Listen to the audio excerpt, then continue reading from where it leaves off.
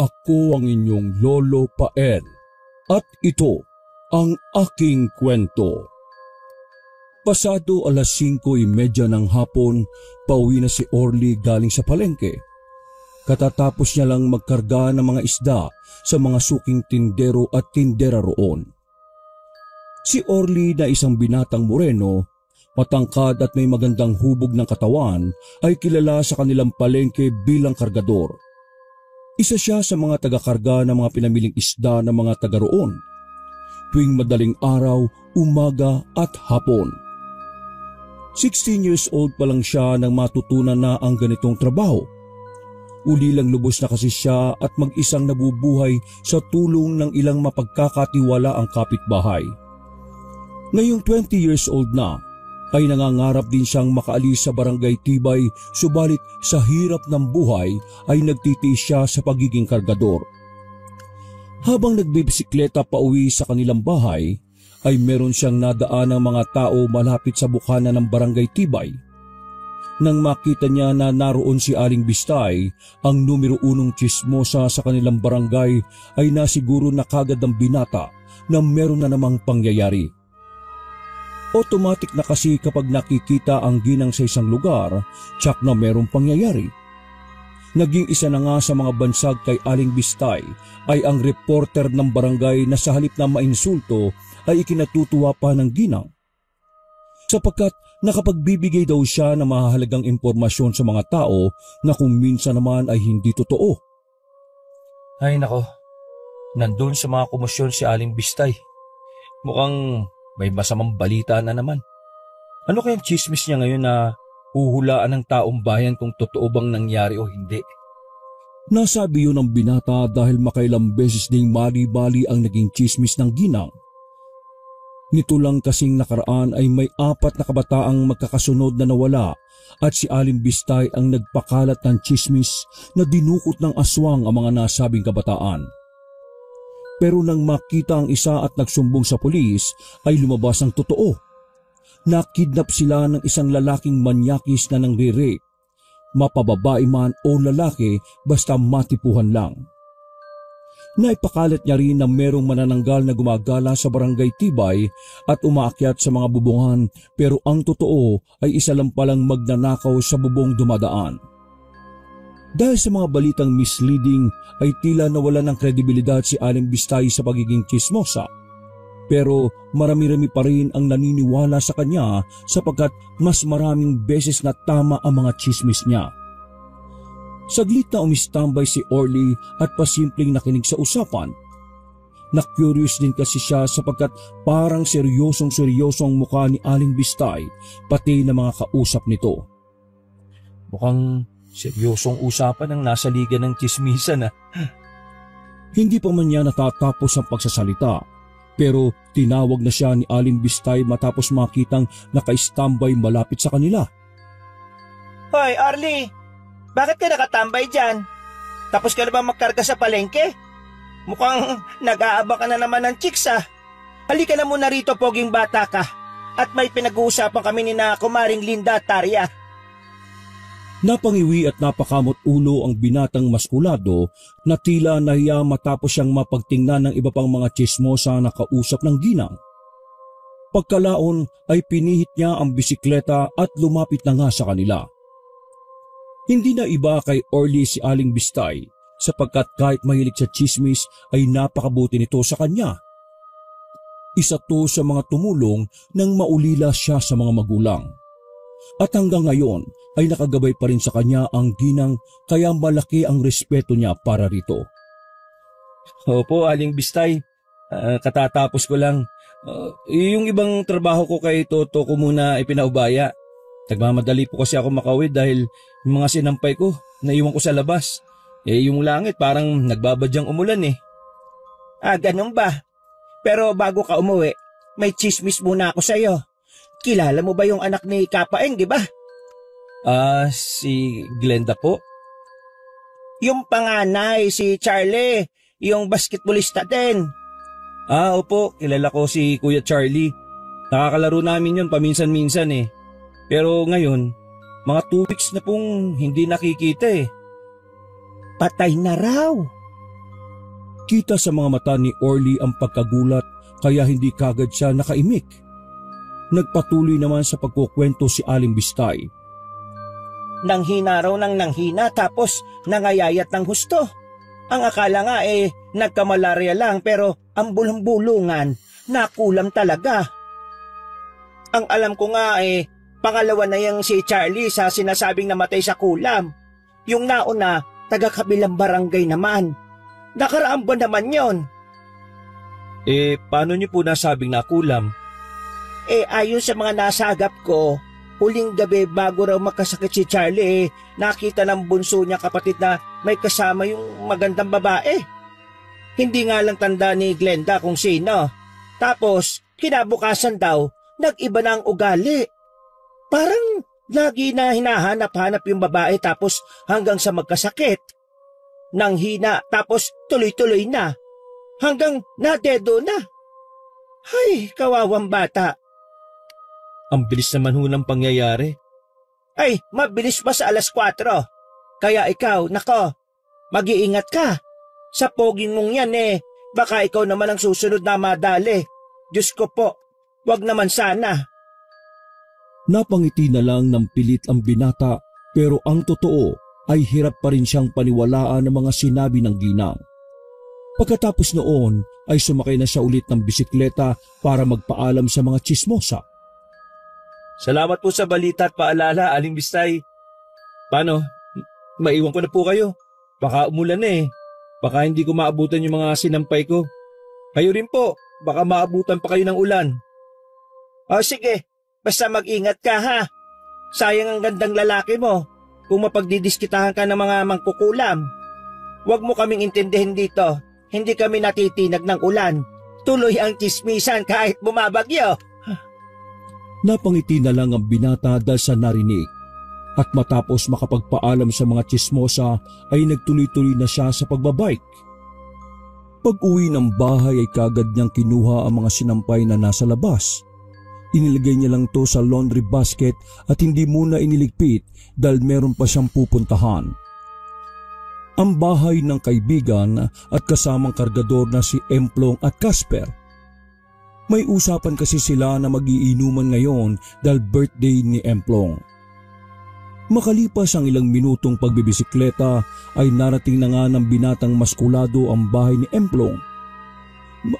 Nagiinuman na nga ang dalawa ng maabutan niya kaya saglit niya munang ipinarke ang bisikleta sa loob ng bakuran bago makiupo sa mga kaibigan. Kaya pala wala na kayo sa palengke dahil sinisimulan nyo na ang tagay Anong oras ba kayo nagsimula? Baka may mga amats na kayo Nagtawanan lang sina Emplong at Casper bago mag-abot ng tagay kay Orly. Mga 3:00 yata. Pumunta kagad kasi itong si Casper Papasok nga muna sana ako. Nagkatamara na kami. Kaya yun, tagay na agad. Oo nga, tagay mo na yan para maaga tayo matapos. Natawa na lang si Orly sa mga kaibigan bago hawiin ang tagay na iniabot na may birthday. Pahinga lang ako saglit, Kuya Emplong. Baka mabigla ako Happy birthday nga pala Salamat. Kumain ka na rin muna. Pansit lang ang handa ko dyan Tapos pulutan na itong adobong paa ng manok. Pa-birthday sa akin ni madam natin yan. Nagbigay ng 3 kilo. Yun. O sige, kakain muna ako. Mahirap nang uminom ng walang laman ng tiyan Tinagay muna ni Emplong ang alak na inabot niya sa kaibigan. Pagkatapos ay saka siya nagsalita. Sa'yo na to, Casper. Lunurin mo sarili mo ngayon sa alak. Ang aga mo ba naman akong pinuntahan dito Siguro, nag-away na naman kayo ng bakla mo, no? Ulul, gago. Kahit mamatay ako ngayon, hindi ako kakapit sa patalim, no? Nagtawanan silang tatlo pagkatapos ng asarang yon. Ilang saglit pa, matapos tagayin ni Casper ang alak, ay tumayo muna ang may birthday at pumasok sa loob ng bahay para kumuha ng kanin at hiwalay na adobong manok. Ibinigay niya yon kay Orly paglabas ng bahay. Pare, kumain ka na muna para makasabay ka na sa amin mamaya. Salamat Kuya Emplong Habang kumakain ay nakinig lang muna si Orly sa mga kantsawan at asaran ni na Emplong at Casper. Binilisan na lang niya ang paglamon sapagkat gusto niya na rin mag-inom ng alak. Hindi na niya kasi masyadong masabayan ang kakulitan ng mga kaibigan dahil sa tama ng alak. Maya-maya pa, nang mabusog na ay nakijoin na nga siya sa ikot ng tagay. Kaagad siyang inabutan ng tagay ni Emplong na hindi na niya tinanggihan. Nang matapos niyang lumagok ng alak ay saka siya muling nagsalita. Naalala niya kasi bigla ang sinabi kanina ni Aling Bistay. Mapre, nabalitaan niyo na ba? Ang alin? Oo nga, ang alin pare. Ang dami kayong balita. Patay na yung kuya ni Glenda, si Charlie. Yung nakakalaro natin ng basketball. Halata sa ekspresyon ng mukha ni na Emplong at Casper matapos yung marinig, katulad ng reaksyon ni Orly kanina ay hindi rin sila makapaniwala. Nang yan. Totoo nga? Patay na? Oo, sa sakit daw. Kaya pala, ang tagal ko na siyang hindi nakikita sa plaza eh. Teka, may sakit siya? Ang hirap naman paniwalaan yun. Mas malakas pa yun sa kalabaw ah. Yun nga rin ang sabi ko eh. Sabi ni Aling Bistay, posibleng nakulam daw. Langya. Yan na naman si Aling Bistay sa mga chismis niyang baliko eh. Yung nakaraan, aswang, tapos manananggal. Ngayon naman, nakulam na. Mahilig siguro sa horror movies yang si Aling Bistay. Nung huling gabi raw bago magkasakit si Charlie, ang sabi raw ni Glenda nakita niyang may kasamang babae yung kuya niya.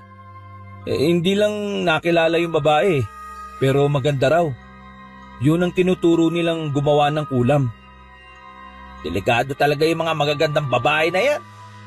Pero sayang si Charlie, no? Halos kasi edad lang yun ni Casper eh. Dapat ikaw na lang eh. May say-say pa ang buhay nun kaysa sayo. Huy, gago ka talaga. Kumatok ka nga ng 3 beses, baka mamaya marinig ka ng demonyo, magkatotoo yan. Ikaw nga lang ang demonyo rito eh. Dala ng pagtawa ay kamuntikan pang mailuwa ni Orly ang alak na iniinom. Napangiwi naman si Casper habang nakatingin sa mapang-asa na si Emplong. Gumaganon ka pa talaga. Speaking of magandang babae ha, nakita niyo yung bagong tenant ni Madam dun sa palengke? Yung tindahan ng mga bigas saka itlog? 1 week na yun dun eh, at close na kami. Nakuha ko na yung pangalan niya, si Elvira. Liligawan ko yung promise, tapos kapag sinagot ako, eto ka sa akin Emplong eto ka. Pagka-dirty finger ni Casper ay nagkatinginan bigla sina Orly at Emplong bago humagalpak ng tawa. Mas lalo lang tuloy na panguso si Casper na dinaan na lang sa paglagok ng alak. Okay lang yan mga hanap ka ng mataas, Casper. Para kapag nahulog ka, bagok talaga ulo mo sa lupa. Nako, malilimutan mo rin yung ilusyon mo na yan.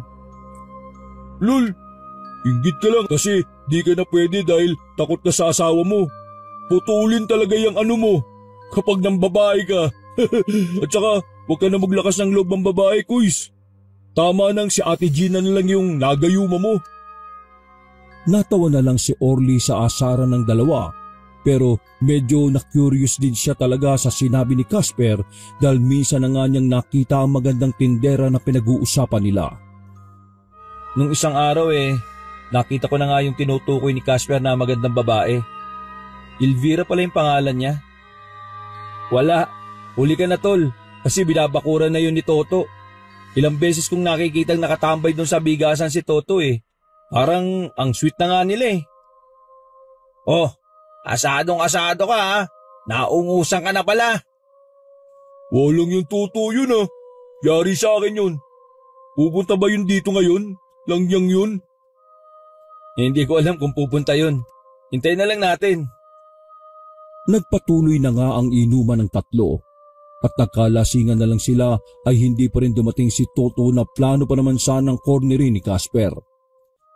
Pasado 9:30 na ng gabi ay nagpa siya ng umuwi ng bahay si Orly. Nakaya pa naman niyang magbisikleta dahil nasa wisyo pa siya kahit may tama na ng alak.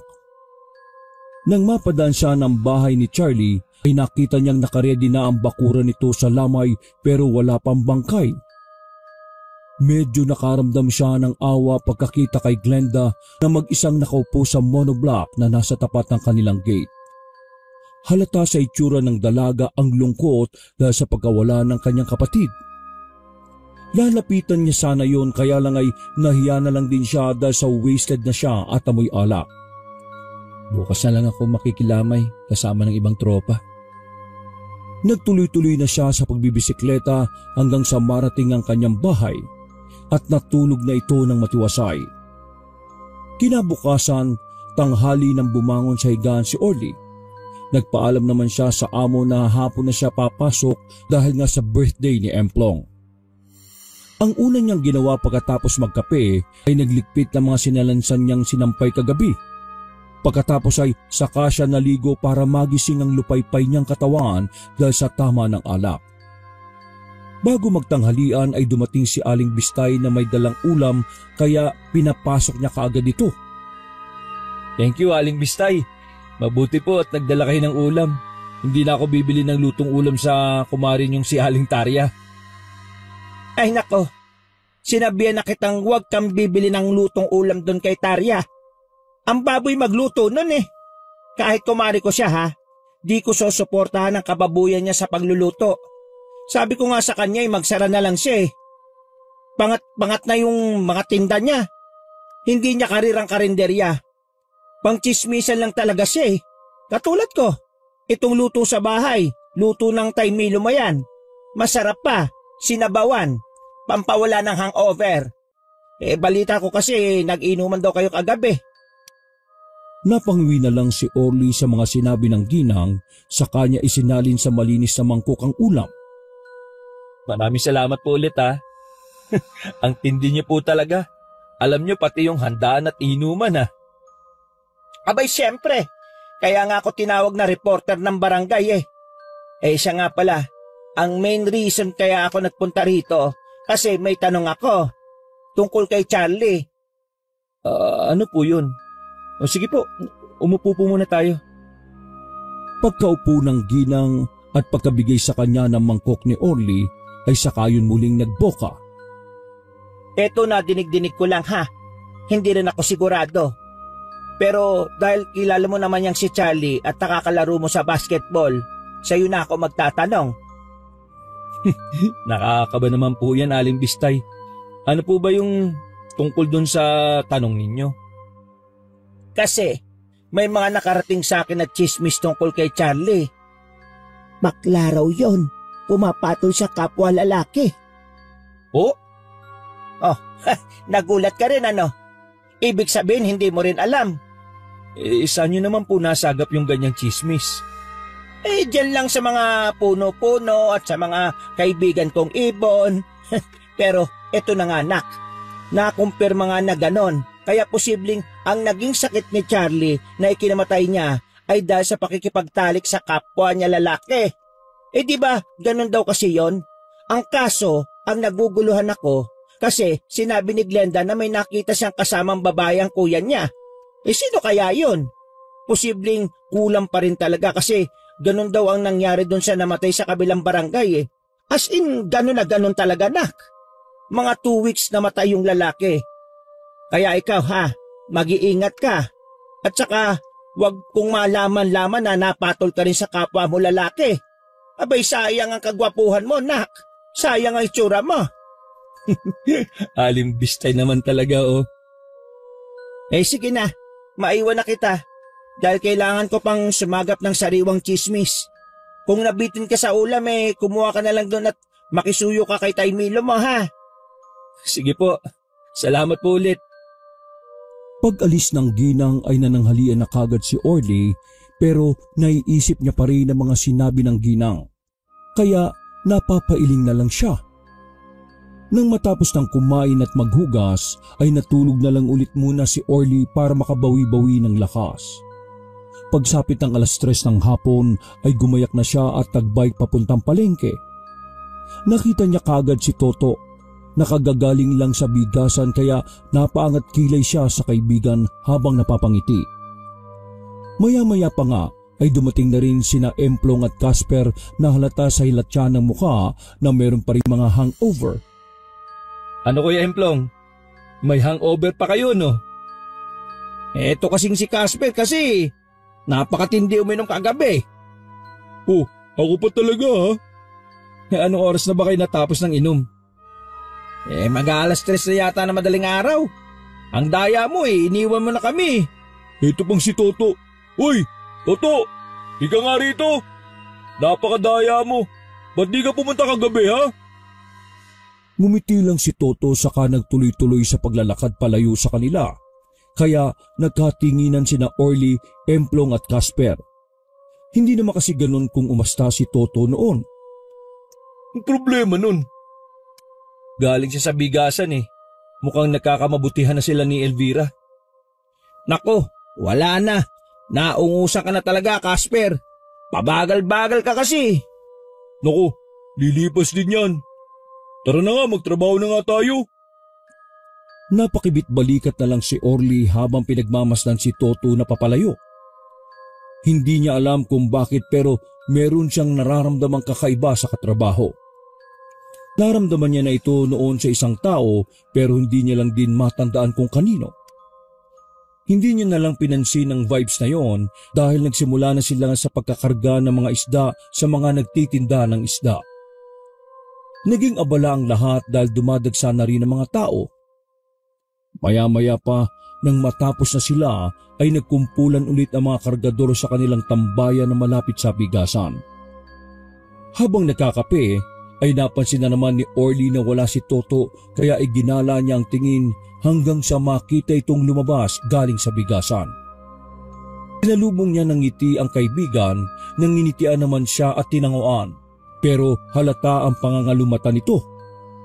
Bigla na naman niyang na-vibes ang nararamdaman kanina. Pamilyarang ganong pakiramdam na parang mabigat na enerhiya na hindi niya maintindihan kaya napakunot siya ng noo. To, ayos ka lang ba?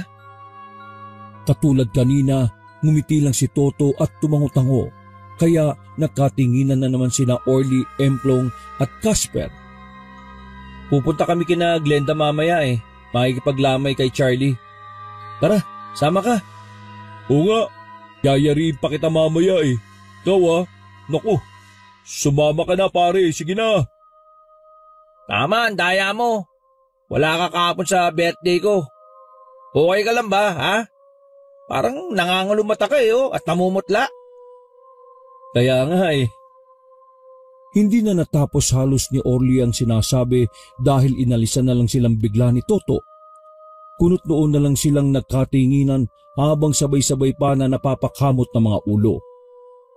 Pagkadaka ay biglang napalingon ng binatang maskulado sa bigasan at nahapyawan ng tingin ang magandang tinderang si Elvira nang nginitian lang din siya ng tipid.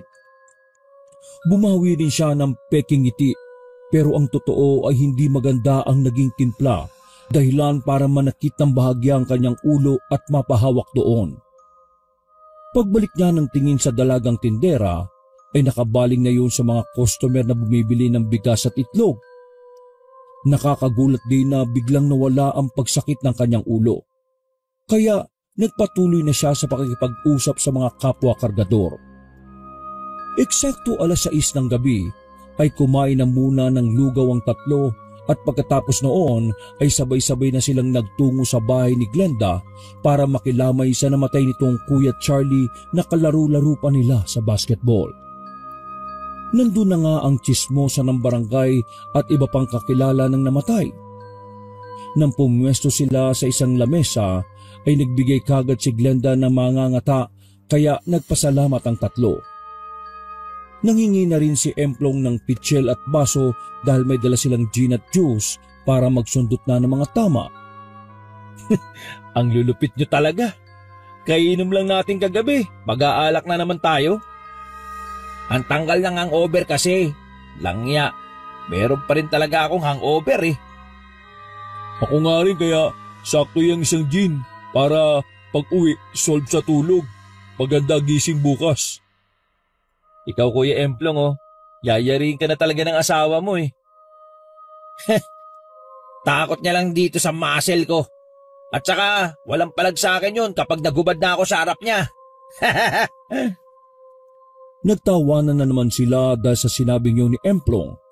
Matapos sa mga asaran at yabangan ay naghalakhakan na naman silang magkakaibigan.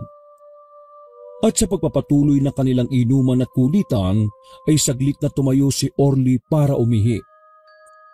Naglakad siya ng ilang hakbang palayo sa pwesto ng inuman at nang marating na niya ang kambal ng puno ng manggang matayog na nasa tapat lang ng bahay ni Glenda ay saka niya binuksan ang zipper at umihi. Nung una ay tahimik lang siya habang pasimpleng bumubulong habang umiihi. Tabi-tabi po, makikiihilan po. Hindi pa man siya natatapos ay naramdaman na niya na umuyog ang puno na parang merong sumamparoon na mabigat na bagay. Napatingala siya at nagmasid-masid sa itaas.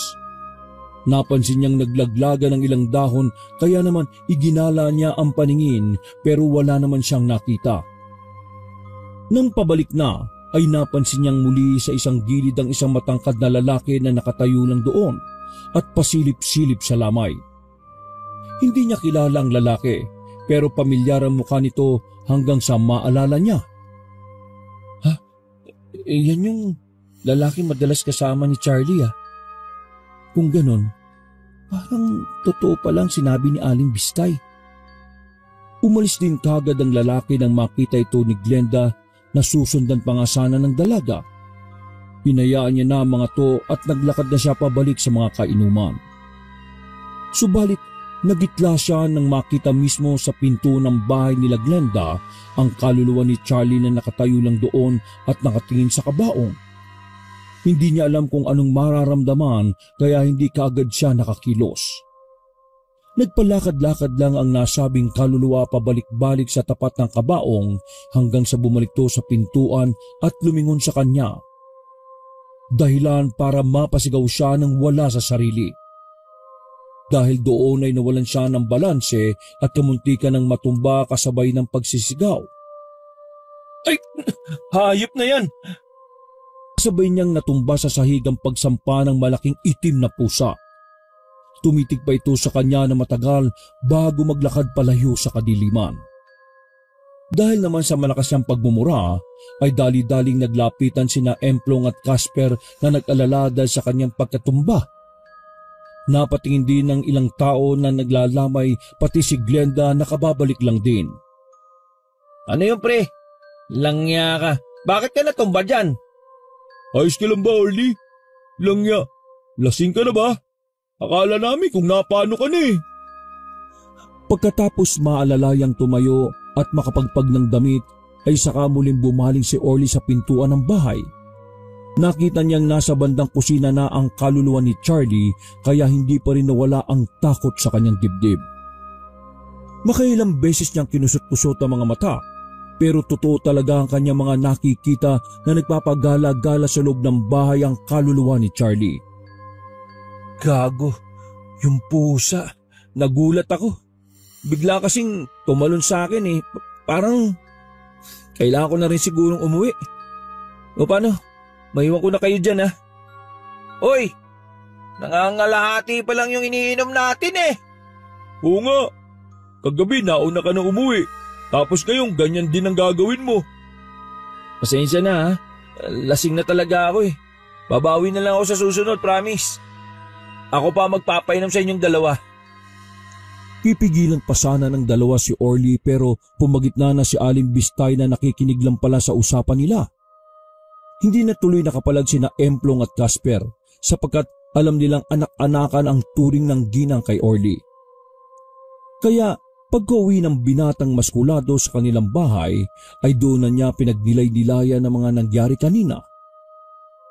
Totoong nakita ko yung kaluluwa ni Charlie. Hindi ako po pwedeng magkamali. Totoo yun. Ibig sabihin, hindi siya matahimik.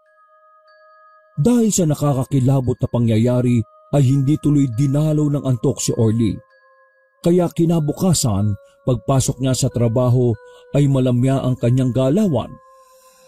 Nang makita siya ni na Emplong at Casper na ganoon ay nagtaka ang mga to, pero hindi naman niya masabi ang totoong dahilan kung bakit siya hindi nakatulog. Alam niyang pagtatawanan lang siya ng mga ito kaya nagdahilan na lang din siya ulit katulad ng madalas niyang ginagawa. Napansin din ni Orly na parang mas lumala din ang pananamlay at pananahimik ni Toto. Lumabas din ang kakaibang dark vibes na nafe-feel niya rito kaya nag-aalala na siya para sa katrabaho. Makalipas pa ang ilang araw. Sa tuwing nag-aaya sina Emplong at Casper na pumunta sa lamay ay tumatanggi na si Orly at naghahanap na lang ng idadahilan. Ayaw niya kasing makita ang kaluluwa ng namatay at naiisip niyang baka dalawin pa siya nito. Kaya hanggang mailibing ang labi ni Charlie ay hindi na siya nagpunta pa roon. Lunes sa madaling araw, pagpasok ni Orly sa trabaho ay bumungad kaagad sa kanya ang masamang balita na naospital si Toto.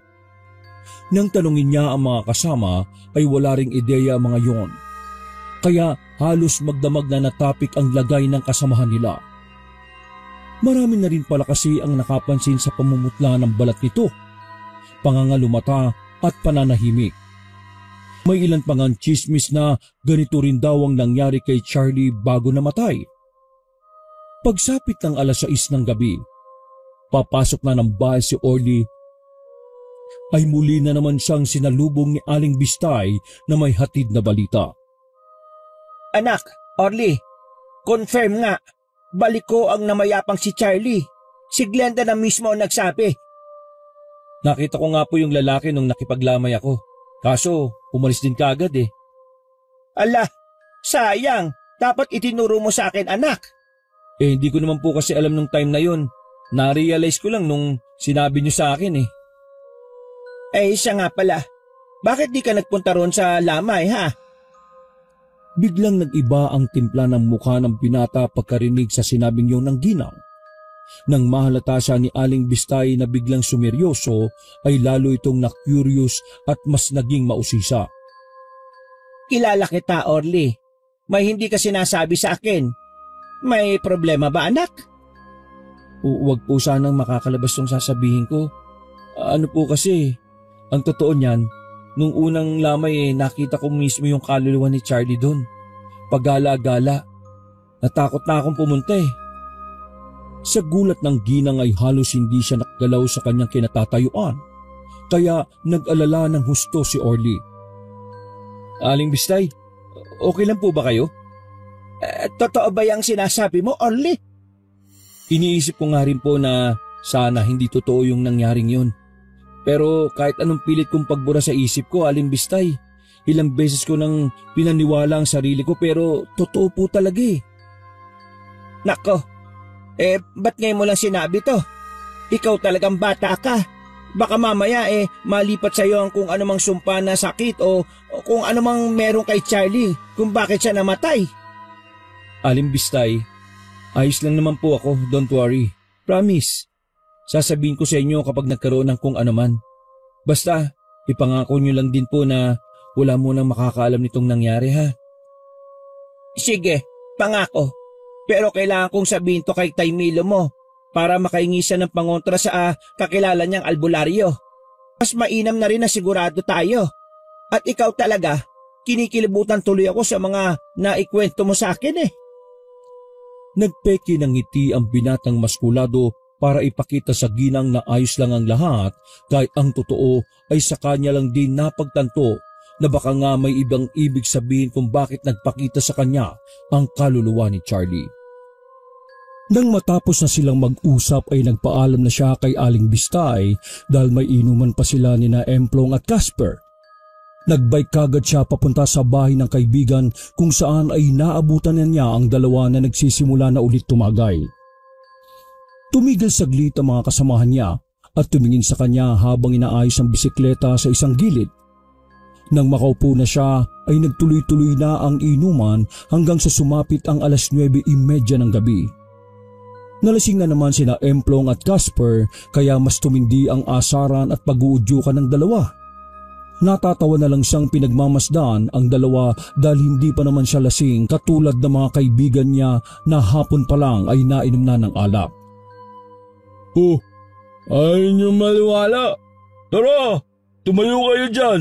Samahan niyo ako ngayon pumunta sa bahay ni Elvira. Alam ko kung saan yun mismo nakatira. Malapit lang sa palengke. Ipapakita ko sa inyo kung gaano ako kalakas. Dumali ka na naman. Paglasing ka lang malambing eh. O tara, ayaw niyo naman kasing sumama sa akin eh. Gagi, gabi na. Baka makaistorbo lang tayo. At saka kung malakas at matapang ka talaga, bukas mo ipakita sa amin yan. Yung wala kang tama ng alak. Tama. Ipagpabukas na rin natin to. Maaga pa tayo. Tara na guys. Wala na rin namang alak eh.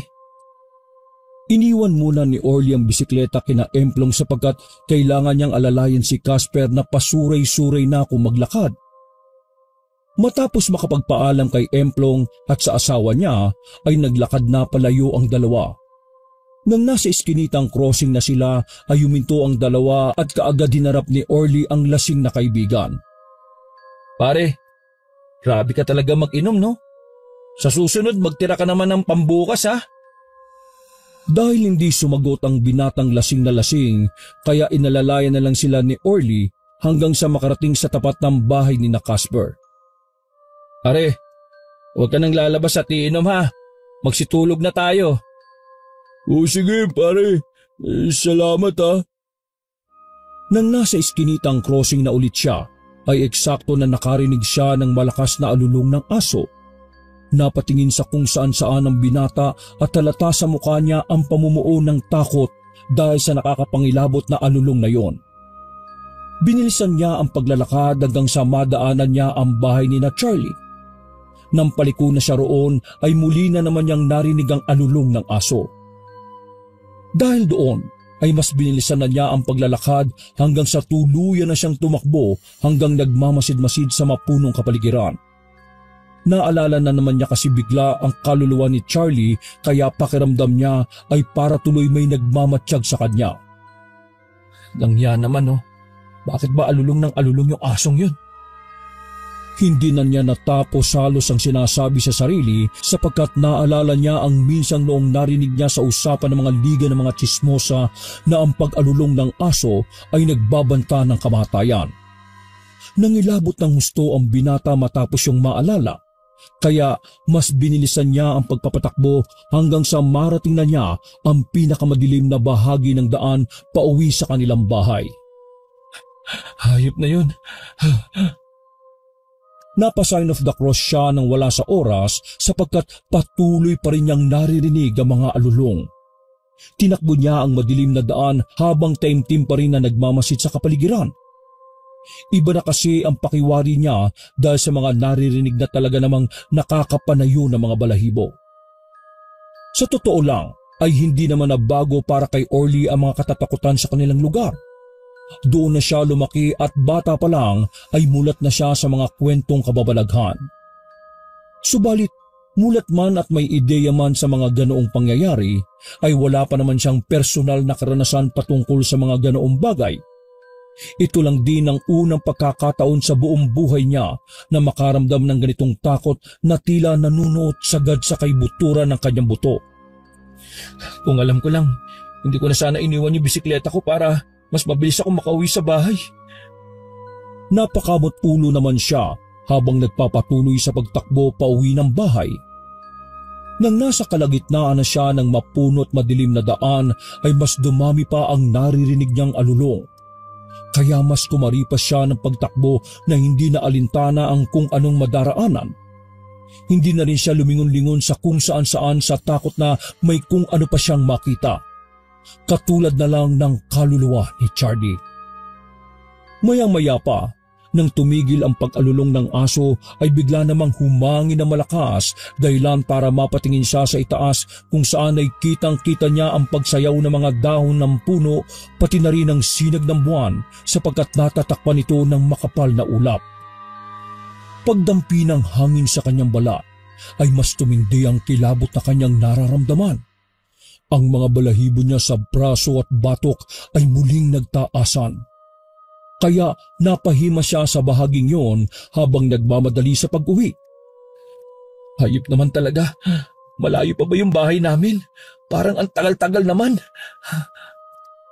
Nasabi niya yon sapagkat pakiramdam niya ay kanina pa niya tinatakbo ang madilim na bahagi ng daan pauwi sa kanilang bahay. Nang tumigil na ang malakas na hangin ay saka lang napansin ni Orly na parabang may anino ng babae na nasa gilid ng daang tinatahak niya, kaya mas lalo siyang kumaripas sa pagtakbo. Sa sobrang taranta ay kamuntikan na siyang madapa. Mabuti na lang ay mabilis niyang naibalanse ang sarili kaya nagpatuloy lang siya sa pagtakbo hanggang sa maramdaman na nga niya na parabang may sumusunod sa likuran. Bumilis ang tibok ng puso ng binatang maskulado dahil doon. Subalit hindi niya ipinahalata ang matinding takot. Tumakbo lang siya ng tumakbo na hindi lumilingon sa likuran.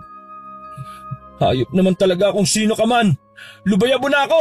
Hindi ako natatakot. Kahit sinabi niyang hindi natatakot, ay halata naman sa tono ng kanyang boses ang matinding pangamba. Mabuti na lang din ay nakalagpas na siya sa madilim na daan, kaya kahit papaano ay naipsa ng kaba sa kanyang dibdib. Hingal na hingal at pawis na pawis siya pag-uwi ng bahay. Nawala rin ng tuluyan ng kanyang kalasingan. Pagsalampak niya ng kama ay napatingin siya sa kisame habang inaalala ang nangyari sa kanya. Sigurado kong may nakita kong babae kanina ron sa daan. Tumahimik siya saglit.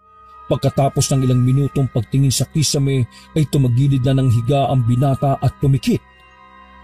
Pilit niya ring inaalis sa isip ang mga nangyari kanina lang. Subalit napadilat din siya kaagad matapos ma-realize na pamilyar ang mukha ng babaeng nakita niya kanina. Parang kawig ni Elvira yung babae ah. Ay nako, ano ba tong naiisip ko? Kailangan ko nang matulog talaga. Pagkalipas ng ilang minuto ay nakatulog na nga siya ng mahimbing dahil na rin sa tama ng alak at sa matinding pagod sa pagtakbo kanina. Kinabukasan, bago mag-alas 5 ng umaga ay gising na si Orly. Matapos gumayak ay nagtungo na kagad siya sa palengke na nakiangkas lang ng tricycle dahil naiwan niya ang bisikleta kina Emplong. Nang nasa palengke na, ay nagkape siya kaagad para mabuhay ang dugo at makapagtrabaho na maayos. Saglit siyang napatingin sa bigasan at itlugan ni Elvira na hindi pa nagbubukas kaya napakibit balikat na lang siya. At dahil wala pa sina Emplong at Casper, kaya siya na ang nanguna sa pagkakarga kasamang iba pa. Nang matapos na ay saka siya nakiusyoso sa mga tagapalengke dahil usapan na naman si Toto na tila lumalala na raw ang lagay. Dahil doon ay lalo siyang nag-alala para sa buhay ng kapwa kargador hanggang sa walang ano-ano ay biglang napadaan sa harap niya si Elvira. Doon niya muling naramdaman ang kakaibang mabigat na puwersa na naramdaman niya noon kay Toto. Bigla rin tuloy sumagi sa utak niya na ganun din ang naramdaman niya noon kay Charlie bago tumamatay. Naalala ko na. Ganun nga yun. Naramdaman ko nga rin pala ito kay Charlie noon. Natigilan na siya at napatingin sa dalagang nakasulyap din pala sa kanya habang nakangiti. Habang nagtatagal ang kanilang pagtititigan, ay nakaramdam na naman siya ng panghihina at pagsakit ng ulo, kaya dali-dali siyang umiwas ng tingin sa dalaga. Pagbalik niya ng tingin, ay nakatalikod na to sa kanya at nagbubukas ng tindahan. Lumipas pa ang mga oras. Naging matamlay na si Orly pagkatapos ng encounter nila ni Elvira. Mabuti na lang din ay tapos na ang kanyang trabaho kaya nagpaalam kaagad siya sa amo at umuwi kaagad. Habang pauwi sa bahay ay eksakto naman na nakasalubong niya si Aling Bistay at napansin ng ginang na tila namumutla siya. Hoy Orly, ayos ka lang ba? Hindi ko nga rin po alam, Aling Bistay eh. Nako, halika nga muna at sumama ka sa bahay. Eksakto nandun si Kamugoy. Ang Kamugoy na tinutukoy ng ginang ay kakilalang mahusay na albularyo ni Ginoong Milo. 70 years old na ito at halos 50 years na sa larangan ng panggagamot na may kinalaman sa mga hindi pangkaraniwang pangyayari katulad ng kulam, barang at kung ano-ano pa. Wala silang inaksayang oras. Kaagad na sumama si Orly sa bahay ni Aling Bistay at doon ay naabutan nila si Ginoong Milo at unang kita pa lang ni Kamugoy kay Orly ay mayroon na kagad itong naramdamang kakaiba kaya saglit siyang tumigil sa pakikipag-usap at nilapitan ng binata. Alika rito, binata, at maupo ka kagad. Bilis! Bistay, kumuha ka ng kandila at paninde. Ikaw naman, Milo, kumuha ka ng tubig at ilagay mo sa balde o planggana. Mabilis na kumilos sa mag-asawa habang si Orly ay tila lumulutang na ang pakiramdam. Pakiwari niya ay para siyang nauupos na kandila at hindi niya maintindihan kung bakit siya parang hinang-hina. Sinadya kang usogin ng mangkukulam. Mabuti na lang at malakas ang resistensya at spiritual will mo, kaya nalalabanan mo ang malakas na usog. Ho? Usog ho? Maraming klase ng usog. Pwedeng pagtapik, pagbate, pagbulong o palipad hangin. Ang mga mangkukulam, mas malakas sila kung makausog na maaring ikamatay ng isang tao. Naalarma naman si Aling Bistay nang marinig niya yon kaya halos mataranta siya pagkaabot ng posporo at kandila sa matandang lalaking albularyo. Kasunuran niya ring dumating si Ginoong Milo na tangan-tanga naman ang maliit na planggana na may lamang tubig. Kitang-kita rin ang pag-aalala sa kanyang mukha. Ganoon na lang ang concern na mag-asawa kay Orly sapagkat tunay na anak na ang turing nila rito. Hindi kasi sila nabiyayaan ng anak kaya nang maulila sa mga magulang ang binata ay doon na lang nila ibinuhos ang pagmamahal nilang mag-asawa. Kamugoy, ano pong nangyari kay Orly? Nausog siya ng mangkukulam at ngayon ay alamin natin kung sino. Pagkasabing yon, ay kinuha kagad na matandang lalaki ang kandila at posporo. Inilapag naman ni Ginoong Milo ang planggana sa harap ni Orly na nakasandal sa sofa na halatang hapong-hapo at namumutla. Magiging ayos naman po ba siya, hindi ba? Abay, oo naman. Kaagad sinindihan ng albularyo ang kandila. Pagkatapos ay bumulong siya ng kung anong dasal. Nakatingin lang si Orly sa ginagawa niya nang walang ano-ano ay mayroon siyang naaninag na imahe ng babae sa likuran ni Kamugoy. Tatang, may tao po sa likod niyo. Kung galon, malakas nga talaga ang usog at hindi mo na malayan na ilang beses na niyang ginawa sa iyo to. Pero ngayon lang mas naging epektibo. Ano pong ibig niyo pong sabihin doon? Huwag kayong mag-alala, mabilis lang to. Muling bumulong sa hangin ng Ginoo. Mga salitang siya lang ang nakakaintindi at nang matapos na ay nagpatak siya ng kandila sa planggana na mayroong tubig. Mula roon ay nakita nilang umingit ang imahe ng isang matandang babae. Kinuha niya yun at ipinakita kay Orly. Pamilyar ba sa iyo? Namumukhaan mo ba? Hindi po eh. Hindi na bale. Ngayon ay itatawid na natin ang sumpa. Muling bumulong si Kamugoy na mga salitang siya lang ang nakakaintindi. Pagkatapos noon ay hinipan nito ang noo ni Orly ng 3 beses. Kasunod ng pagmarka ng krus sa kanyang noo at dibdib. Ilang saglit pa ay nakaramdam ng kung anong init ng katawan ang maskuladong binata. Damang-dama niya na lumabas ang mainit na bagay na yun sa kanyang kalooban kaya medyo guminhawa ang kanyang pakiramdam. Kumusta na ang pakiramdam mo? Guminhawa na po kahit papano. Nawala na nga ang pamumutla ng mukha mo at pangangalumata. Salamat naman sa Diyos. Ang gawin mo ngayon, basta bago matulog, kahit anong oras, tunawin mo ang kandila na to na nabuo sa imahe ng taong gumawa nito sa'yo. Sa ganoong paraan, babalik sa kanya ang sumpang iginawad niya sa'yo. Sige po. Salamat po, Kamugoy. Kamugoy, makikilala niyo ba ang gumawa nito kay Orly? Sa ngayon, hindi pa. Pero patuloy akong mag-oobserba. Kunin mo tong Carmen de Guerra. Pangontra yan laban sa mga kung anong masamang enerhiya. Sige po, salamat po. Hindi na muna sinabi ni Orly ang hinala niya kay Elvira dahil hindi rin naman nagtugma ang itsurang nakita sa kandila. Matandang babae yon samantalang si Elvira ay napakagandang dalaga. Matapos niyang magpasalamat kina Kamugoy, Ginoong Milo at Aling Bistay ay umuwi na ng bahay si Orly para makapagpahinga. Pakiramdam niya kasi ay maraming enerhiyang nawala sa kanya pagkatapos ng ginawa ng matandang albularyo. Pakiramdam niya kasi ay maraming enerhiya ang nawala sa kanya pagkatapos ng ginawa ng matandang albularyo. Bago matulog ay tinunaw nga niya ang nasabing kandilang may matandang imahe at pinahid niya ang langis sa kanyang katawan. Nakatulog nga siya ng mahimbing at paggising ng eksakto 12:00 ng tanghali ay nakita niya sa braso ang mga bakas ng kandila na nabuo na ulit. Mas gumaan na rin ang pakiramdam niya, sinyales na wala na talaga ang sumpa. Maya-maya ay narinig na niyang kumakatok si Aling Bistay kaya pinagbuksan niya ito kaagad ng pinto. Kumusta na ang pakiramdam mo? Ayos na po. Salamat po sa inyo, Aling Bistay. Sobrang gaan na ang pakiramdam ko ngayon. Para na po akong bagong tao.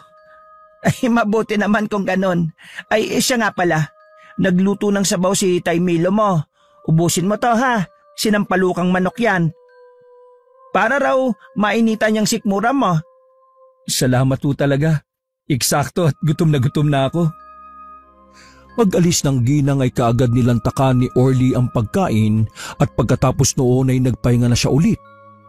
Pagsapit ng 3:00 ng hapon ay nagtungo na siya sa palengke para magtrabaho.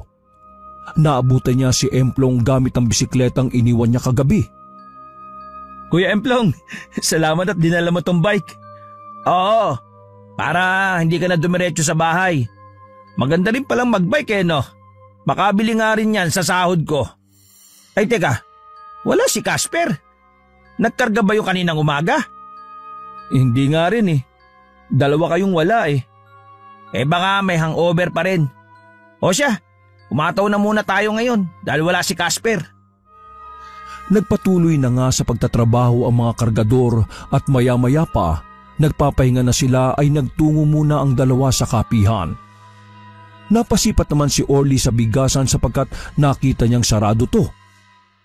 Sarado yata ang bigasan ni Elvira ngayon ha, Kuya Emplong. Oo nga no, ngayon ko lang din napansin eh. Napalingon silang dalawa sa isang tindero ng karne na nagkakapirin kasama nila. Ayon dito ay kanina pa raw mga bandang 10:00 nagsara ng tindahan sapagkat sumama ang pakiramdam ni Elvira. Biglang napaisip si Orly sapagkat ganong oras siya nagamot ni Kamugoy. Tandang-tanda pa niya ang sinabi ng matandang albularyo na babalik sa nagbigay ng sumpa ang iginawad niya. Napatunong tuloy sa isipan ang maskuladong binata. Kung ganon, siya nga talaga nangulam sa akin. Pero bakit matandang lumalabas na imahe sa kandila? Oy, ayos ka lang ba dyan? Natutulala ka na naman eh. Bilisan mo nang ubusin ng kape ha kasi may nagpapakarga pa ng isda ron sa dulo. Sige kuya, susunod ako.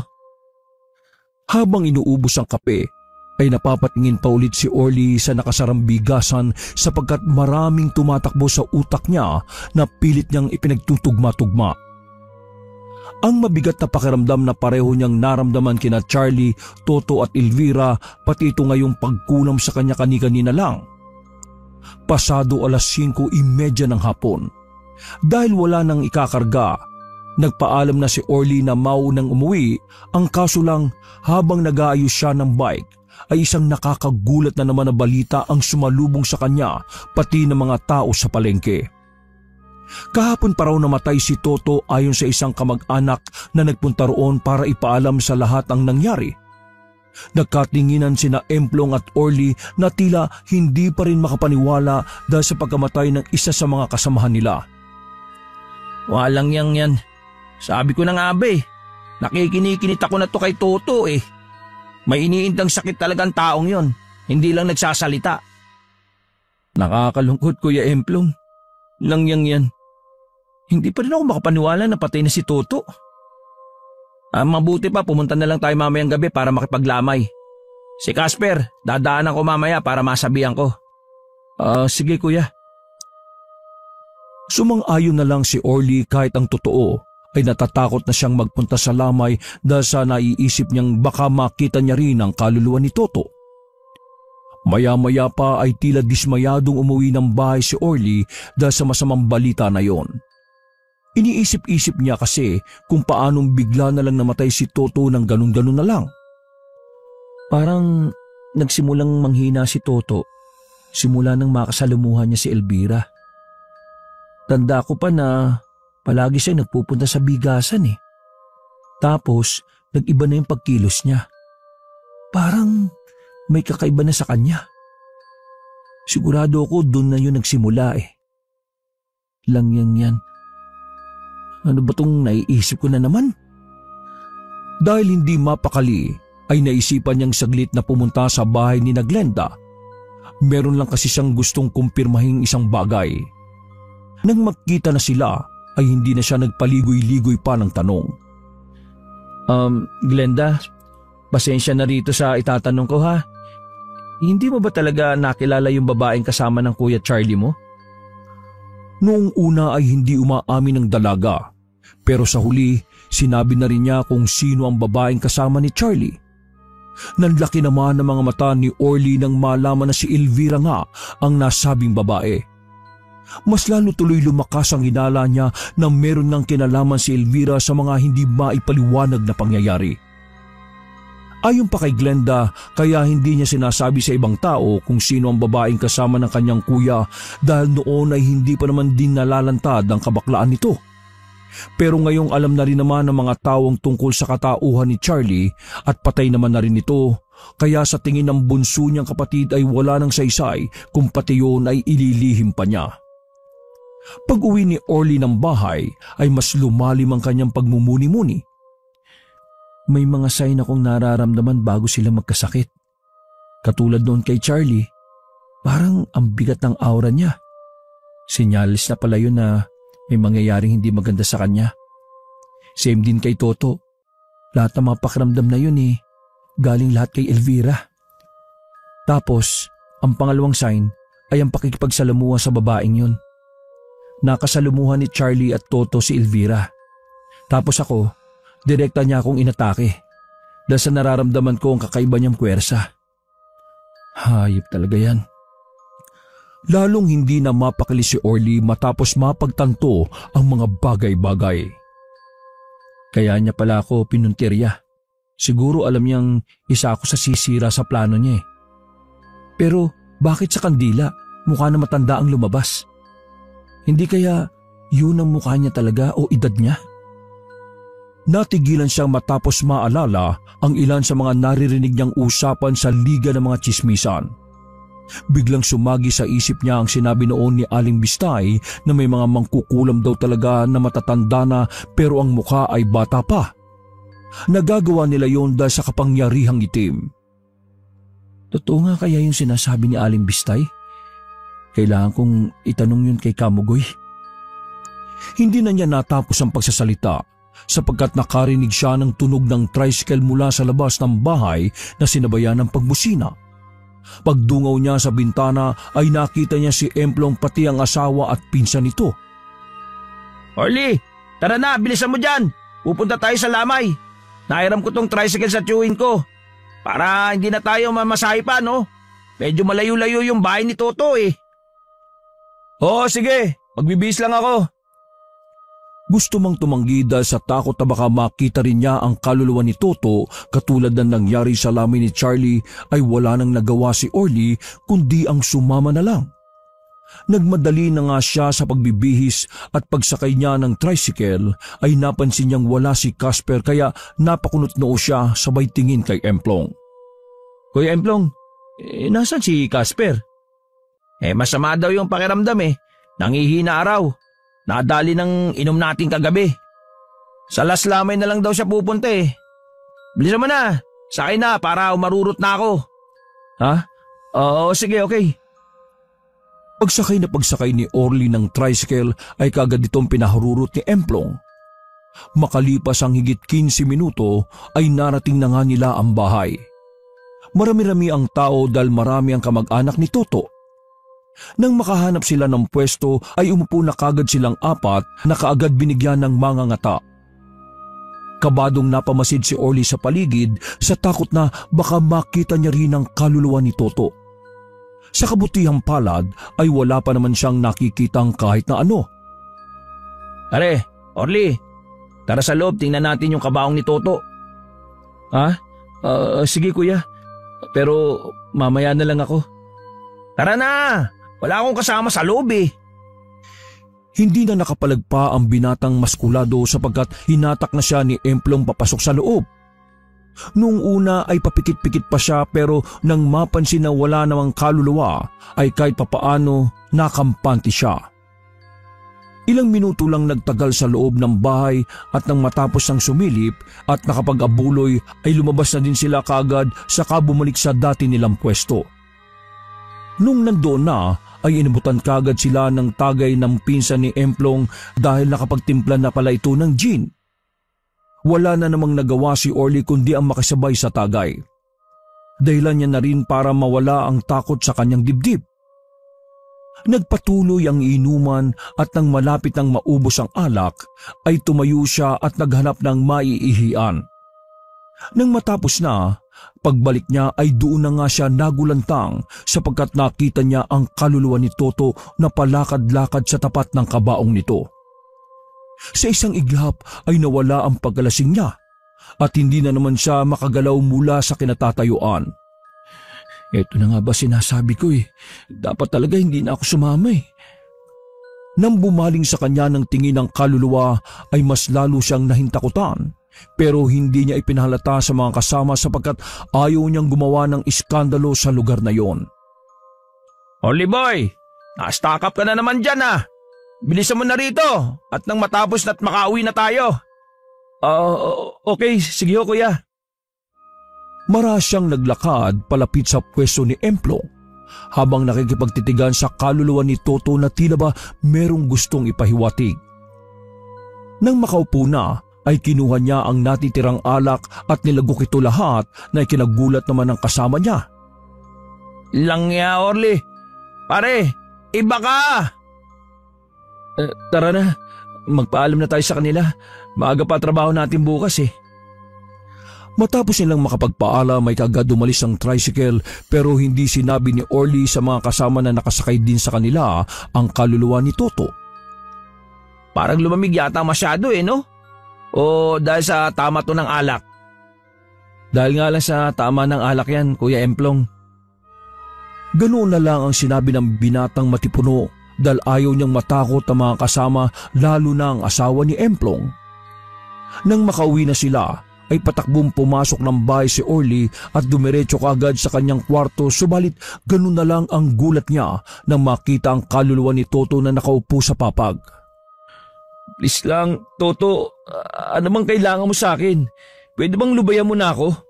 Pre, please naman oh. Natigilan siya at napatras matapos tumayo ang kaluluwa at dahan-dahang lumapit sa kanya.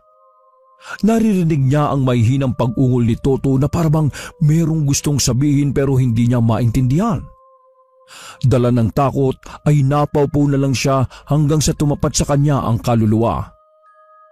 Toto, kung ano man ang nagawa ko sa'yo, please, patawarin mo na ako.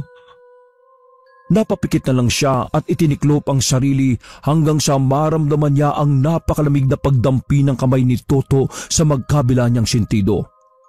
Pagdilat ng mga mata niya ay tila may kung anong iba't ibang memorya ang nagsiksikan sa kanyang isipan. Kitang-kita niya ang mga pangyayari. Ang una ay ang taga-kabilang barangay. Sunod ay si Charlie at pangatlo si Toto.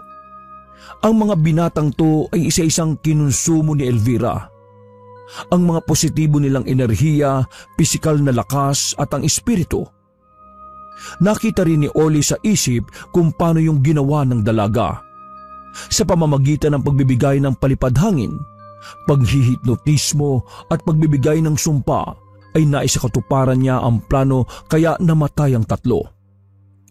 Nasa isang silid si Elvira at may mga gamit tong mga aparato sa pangkukulam at nakita niya rin ang larawan ni Casper na siyang isa rin pala sa target. Nang mapatingin sa kanya ang dalaga ay nag-iwan to ng nakapangingilabot ng ngiti kaya bigla siyang napadilat. Pagtingin niya roon ay wala nang kaluluwa ni Toto kaya napasandal na lang siya sa likod ng pinto at hindi namalayan na napaluhan na pala siya. Ganun pala nangyari. Si Casper, nanganganib ang buhay ni Casper. Nang ma-realize niya ang mga bagay na yon, ay napatayo siya at nagmamadaling lumabas ng bahay. Tumakbo siya papunta sa bahay ni Ginoong Milo at Aling Bistay. Sa kalagitnaan ng hating gabi ay kinatok niya ang mag-asawa. Aling Bistay! Tay Milo! Dali-daling nagbukas ng pinto ang mag-asawa at nang makita nilang tila aligaga ang binata ay nag-alala sila para rito. Ano nangyayari, Orly? Umiiyak ka ba, anak? Aling Bistay, Tay Milo, kilala ko na kung sinong nangkulam sa akin. Ito rin po yung nagkulam sa lalaking taga-kabilang barangay, kay Charlie at pati kay Toto. Ha? Sino, Orly? Yung baguang tindera nun sa palengke, yung magandang babae, Elvira po ang pangalan. Pinakita sa akin ang kaluluwa ni Toto kanina lang. Nagkatinginan lang ang mag-asawa na tila nalilito sa mga nangyayari habang ang binata ay nagpatuloy lang sa pagsalakay. Ngayon po, kailangan ko ng tulong ni Kamugoy dahil isa sa mga kaibigan ko ang puntirya ngayon ni Elvira, si Casper. Nakita ko lahat. Pinakita ni Toto sa akin kung paano niya kinukulam ang mga kaibigan ko. Kaya po please, Aling Bistay, Tay Milo, kailangan ko po ng tulong nyo bago pa mapahamak si Casper. Ayoko na pong may mapahamak pa sa mga kaibigan ko. Ay naku po, sige, magbibihis lang kami. Diyos ko po. Nang makapaggayak na ang mag-asawa ay wala na silang inaksayang oras. Kaagad pinuntahan ni Ginoong Milo si Kamugoy habang sila Aling Bistay at Orly naman ay nagtungo sa bahay ni Casper. Pero dinaanan din muna nila si Emplong at idinitalye ang lahat. Ganun na lang ang gulat nito sa narinig, lalo na ng kanyang asawa kaya natatakot man ay sumama na rin sila kahit medyo may tama pa ng alak. Walang iya ka, Orly. Di mo man lang sinabi kanina na kaya palang lamig ng pakiramdam natin sa tricycle. Nandun yung kaluluwa ni Toto. Akala ko dahil lang sa tama ng alak yun eh. Ngayon tuloy nawala bigla yung tama ko. Pasensya na talaga. Kahit ako rin hindi makapaniwala. Pero hindi na importante yun sa ngayon. Kailangan natin mailigtas si Casper bago pa siya magaya sa mga naunang namatay. Sakay ng tricycle ay tinungo nila ang bahay ni Casper at pagdating nila roon ay narinig na nila ang mga magulang at mga kapatid ng binata na tila natatakot. Nagsisigawan at nag-iiyakan. Kumatok kagad sila at pumasok para malaman kung anong nangyayari. Anong nangyayari dito? Hindi natapos ng ginang ang pagsasalita sapagkat nagulat silang lahat sa nakita. Ang dating maskuladong katawan ni Casper ay nagmistulang buto at balat na lang. Panay pa ang suka nito ng tubig dahil halos wala na tong maisuka pa. Lubog na ang mga mata. Halos bungo ang muka at hindi na makilala ang binata sa sobrang payat. Diyos ka pa! Casper, anong nangyari sa iyo? Kahit natatakot ay pinilit magpakatatag ni Orly para sa kaibigan. Nilapitan niya si Casper at hinawakan ng maigpit sa mga kamay. Tol, magpakatatag ka. Parating na si Kamuyog. Siguradong maililigtas ka niya. Isuot mo muna to. Tinanggal ni Orly ang Calmen de Guerra na nakapulsera sa kanya at pansamantala tong isinuot sa kamay ng kaibigan. Napaigtad naman ng bahagya si Casper na kalaunan ay biglang lumuwag ang paghinga. Anong nangyari sa akin? Bakit ako nanghihina ng ganito? Para akong natutunaw. Dahil nagawaran ka ng matapang na sumpa ng mangkukulam na siyang parehong nagtangka din kay Orly at sa iba pang namatay. Napatingin ang lahat ng naroon sa silid kay Kamugoy at Ginoong Milo. Nakadarating lang din. Pagkatapos ay pinalabas muna ng matandang lalaki ang ilang naroon. Naiwan lamang ang mga magulang ni Casper. Si Orly, si Emplong, si Aling Bistay at Ginoong Milo. Magmadali na tayo dahil pinapaspasan ng mangkukulam ang sumpang iginawad niya para makabawi siya ng lakas matapos kong ibalik sa kanya ang sumpang ibinigay niya kay Orly. Nakakulam ka rin? Oo, pero nagamot at naagapan ako ni Kamugoy. Sino ang walang puso na gagawa nito kay Charlie, Toto, sayo at dito kay Casper? Si Elvira, isa siyang mangkukulam na nagpapanggap na tindera. Ngayon naiintindihan ko na. Kaya mukhang matanda ang lumalabas doon sa kandila.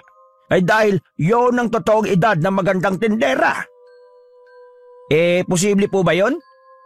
Kapag may alam sa paggamit ng itim na kapangyarihan katulad ng mangkukulam, posible yon.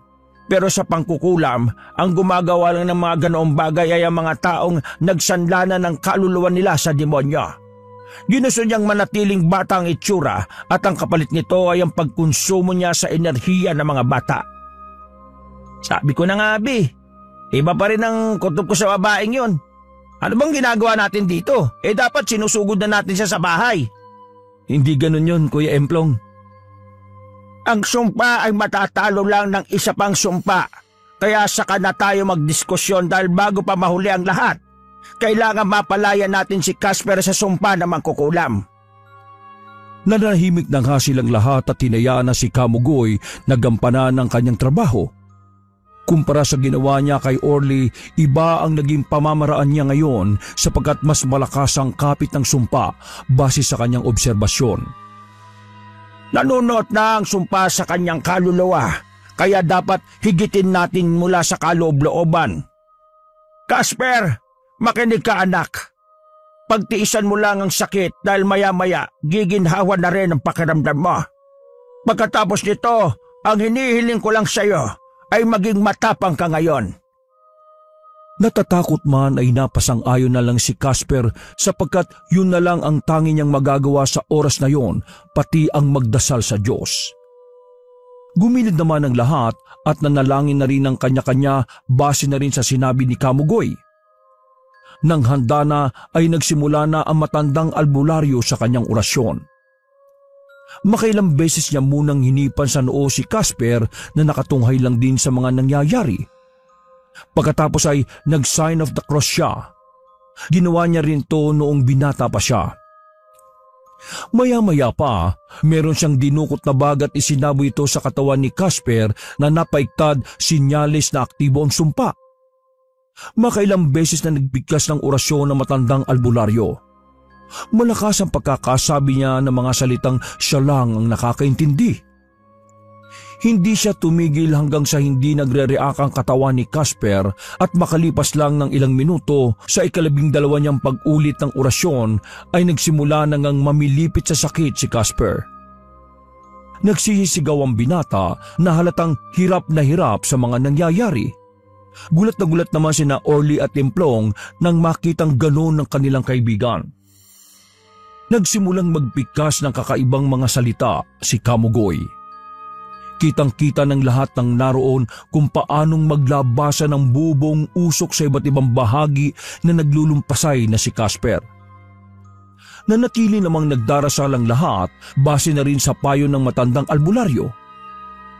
Nang matanggal na ang itim na usok, ay nagpaikot-ikot sa ibabaw ni Casper na nawala na ng malay tao. Meron ulit kinuha si Kamuyog sa bag niya at saka ito isinaboy. Muli, nagbigkas si Kamugoy ng mga salitang siya lang ang makakaintindi. Hanggang sa maya-maya, Elvira! Matitikman mo mismo ng 12 beses ang sumpang iginawad mo sa binatang ito! Isang malakas na ugong ang narinig nilang lahat bago tuluyang maglaho ang itim na usok. Ilang minutong pagkatapos noon ay nagising na ulit si Casper at namangha ang lahat sapagkat bumalik na ang dati nitong anyo na matipunong binata. Laking pasasalamat nilang lahat sapagkat nailigtas ni Casper laban sa banta na mangkukulam si Elvira. Kinabukasan ay nabalitaan na lang nilang wala na ang tinderang mangkukulam dahil nakatakas na ito. Pero nasisiguro ni Kamugoy na hindi na manggugulo pa si Elvira sapagkat matindi ang counterattack na ginawa niya. Sa biyaya ng Diyos ay naging maayos ang buhay ni Orly at kalaunan ay napangasawa niya si Glenda. Wakas!